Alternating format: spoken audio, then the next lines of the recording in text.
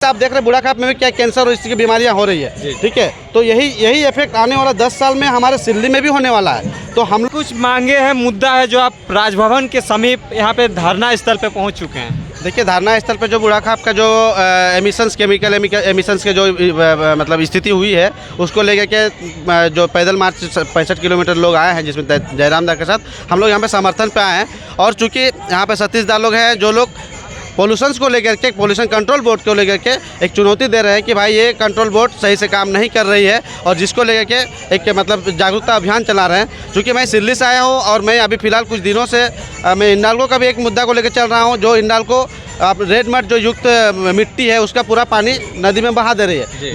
मैं आपके चैनल के माध्यम से लोगों को ये जागरूक कर देना चाहता हूँ, कल तक ये केमिकल युक्त मिट्टी नदी पे नहीं जाया करता था, लेकिन आज ये ओपनली नदी पे जा रहा है। और जिसका इम्पैक्ट आज जैसे बुढ़ाखाप में लोगों को देखने को मिल रहा है, 15 से 20 साल में बिल्कुल यही इम्पैक्ट हमारे आसपास के 3-4 गाँव में बिल्कुल देखने को मिलेगा, जिसमें लगाम आएगा, मारदू आएगा, कोचो, सुलीर और बासुरी आसपास जो नदी से डिपेंडेंट लोग हैं।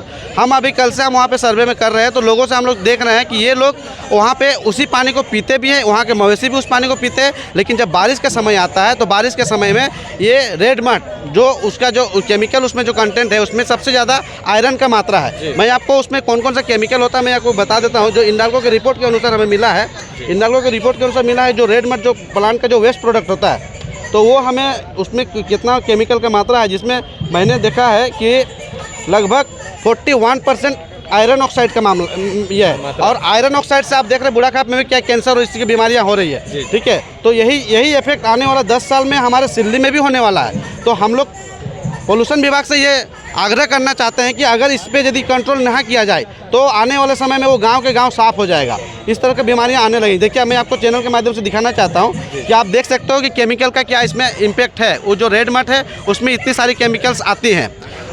अगर यदि पोल्यूशन कंट्रोल बोर्ड इस पर कंट्रोल ना करती है, और हमारा जो इंडाल्को के सामने जो रेड मड अभी ओपन नदी पे चला जा रहा है, इस पर अगर यदि कंट्रोल ना करे तो शायद इसका इम्पैक्ट आने वाले 10 साल में हमारे गांव आसपास के लोगों को भी देखने को मिलेगा। आप इन लोग का मुद्दा के साथ अपना भी मुद्दा को लेने के लिए आए हैं, देने के लिए बताने आए हैं। बिल्कुल। तो इन लोगों को आप किस तरह से सपोर्ट करिए, क्योंकि वहाँ पे इतना ज़्यादा पोल्यूशन हो चुका है। चावल हम लोग को जब देखने को मिला तो एकदम ब्लैक टाइप का हो गया, जो खाने लायक नहीं है। बिल्कुल नहीं है। क्या कुछ बोलिएगा रुंगटा फैक्ट्री के बारे में जो आपको? देखिए, रुंगटा फैक्ट्री मैं वही बता रहा हूँ कि झारखंड में जितने भी पोल्यूशन फैल रही हैं, इस पर सबसे पहले तो मैं स्टेट गवर्नमेंट और सेंट्रल गवर्नमेंट को दोष देना चाहता हूँ, क्योंकि वो ना तो उस पर मॉनिटर कर रहे हैं और ना ही तो उसके लिए मतलब कुछ डिवाइसेस लगा रहे हैं जो मॉनिटर कर सके और सेंट्रल गवर्नमेंट उसको देख सकते हैं। मैं कल WHO का रिपोर्ट देख रहा था, क्योंकि मैं इंडाल्को वाला पे भी रिसर्च कर रहा हूँ, तो मैंने देख रहा था स्टेट गवर्नमेंट जिसको 1.3 दिखाती है, वही WHO वो दिखाता है कि ये 0.3 होना चाहिए, ठीक है। इसका मतलब यहाँ पे स्टेट गवर्नमेंट का भी मिली भगत है, जो सिर्फ प्रोडक्शन सिर्फ प्रोडक्शन के चक्कर में सोसाइटी को भूल जा रहे हैं, ह्यूमैनिटी को भूल जा रहे हैं, और ये लोग मानवता को भूल करके जो मन सो काम कर रहे हैं। बुढ़ाखाप के बारे में ये कहना चाहता हूँ कि ये जिस तरह से इफेक्ट दिख रहा है लोगों में, ठीक है, तो हम सरकार से कहते हैं कि अविलंब या तो उसका पोल्यूशन कंट्रोल बोर्ड उस पर ध्यान दे, और जो पोल्यूशन वहाँ पे फैल रहा है उस पर उस एमिशंस के ऊपर कंट्रोल किया जाए, अदरवाइज वो फैक्ट्री को बंद कर दिया जाए।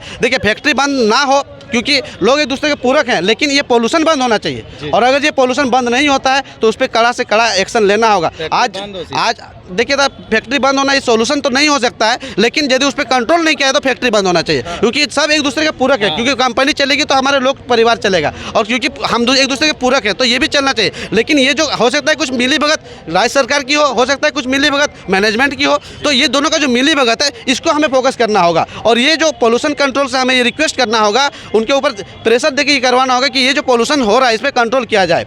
इससे कंट्रोल हो जाता है तो शायद हमारे लोग वहाँ पे खुशहाल होंगे। क्योंकि जो चावल मैंने देखा, क्योंकि वही चावल, क्योंकि हम ग्रामीण तो खेती करते हैं तो खाते हैं, वो चावल मतलब यदि आयरन का मात्रा यहाँ भी देखने को मिला। मैंने अभी आयरन पे स्टडी किया, तो आयरन का मात्रा से क्या है कि आपका लीवर का इश्यू होगा, ब्रेन हेमरेज होगा, ठीक है, ब्रेन हेमरेज होगा, माथा में दर्द आएगा, ठीक है। उसके बाद सबसे ज़्यादा होगा आपका शुगर का पेशेंट, बहुत कम उम्र में आपको शुगर दिखेगा, और कैंसर का मात्रा सबसे ज़्यादा देखने को मिलेगा आयरन का इफेक्ट से। सेम इफेक्ट हमारा इंडाल्को में भी अभी आने वाला है, दिखेगा।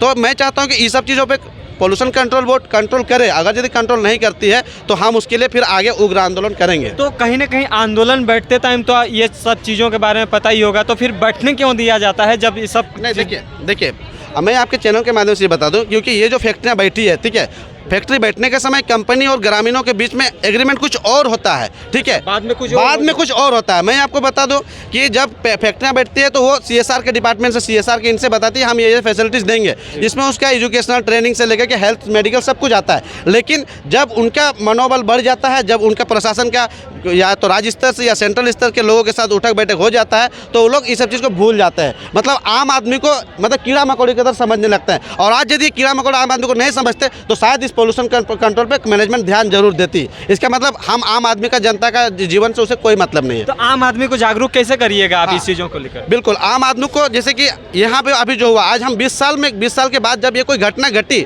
मतलब कोई बच्चा का डेथ हुआ, किसी के परिवार का क्षति हुआ, तब जाके हम लोग जागरूक हुए।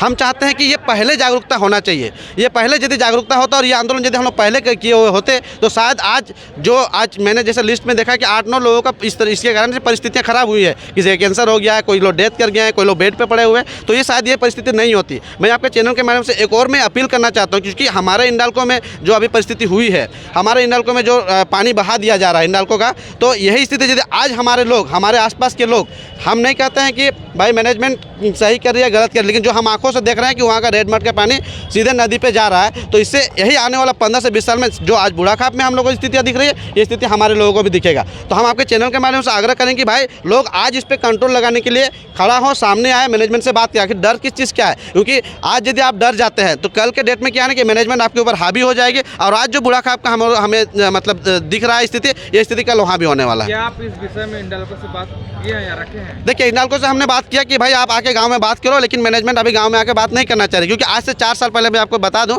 4 साल पहले वहाँ का जो रेड मड पॉन्ड था वो ब्लास्ट किया गया था। ब्लास्ट होने के बाद कंपनी के साथ हमारा बात हुआ कि उसके बाद जो हमारा ज़मीन, जिस ज़मीन पर वो गिरा था, उसने कहा था कि हम 2 साल के अंदर हम ये मिट्टी हटा देंगे, फिर हम आपका एरिया सुरक्षित कर देंगे। लेकिन आज 4 साल हो गए, 4 साल होने के बाद भी हमारा उस एरिया को ना सुरक्षित कर दिया गया और ना ही हम रैयत का ज़मीन को जस का तस कर दिया गया। आज लगभग 4 साल से वहाँ पर लोग खेती बाड़ी नहीं कर पा रहे हैं।